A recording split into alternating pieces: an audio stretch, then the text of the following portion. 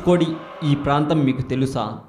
ఈ ప్రాంతానికి చాలా ప్రాధాన్యత ఇచ్చేవాళ్ళు ఒకప్పుడు అందాల పట్టణం, ఆహ్లాదం, ఆధ్యాత్మికం దాని సొంతం.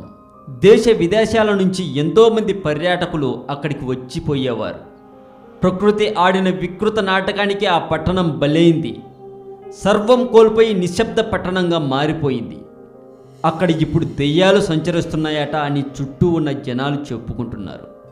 ఇక మన హిందూ పురాణాల్లోకి వెళ్తే తమిళనాడులోని ధనుష్కోడి భారతదేశానికి దక్షిణ సరిహద్దు ప్రాంతంలో చిట్ట చివరి పట్టణం.